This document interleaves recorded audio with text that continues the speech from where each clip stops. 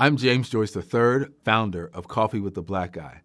I've also worked in politics and a background and experience in journalism, and that's what informs my ability to help have difficult conversations, whether it's across political divides, whether it's across racial divides or perspective.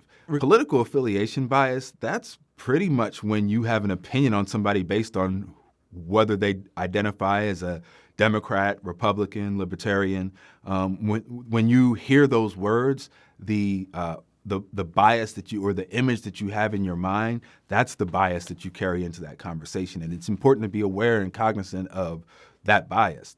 Don't ignore it. Understand what it is, but see it, recognize it, and get over it, and not judge a person on based on that. Recognizing, political affiliation bias within yourself is a difficult thing, right? That requires a look inward. I understand right now in our country, when someone says that they're a Republican, I have certain thoughts about that. When someone says that they're a Democrat, I have certain thoughts about that. And so just understanding what those genuine thoughts are and just paying attention to your own thinking, and then moving forward with that knowledge, right? And so not necessarily treating someone different based on whether they identify as a Democrat, Republican, Libertarian, or Independent, but understanding that, okay, that gives you an idea of where they're coming from, but tell me more. So I have fun when I encounter political affiliation bias, largely because, just the simple thing of saying that I'm a staff member for an elected official.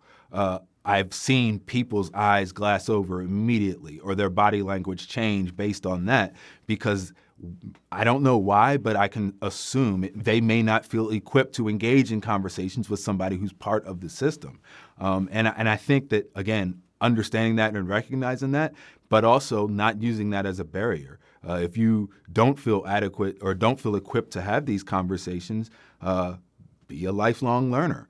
Read some things, call people, talk to people until you are able to fully vet your opinion and form an opinion.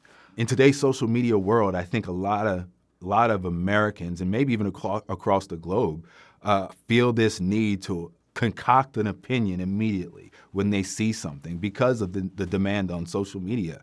I think that's dangerous. I understand where it comes from. I understand why it happens. But I think understanding understanding that it's there is important, and paying attention to that when you see that happening within yourself.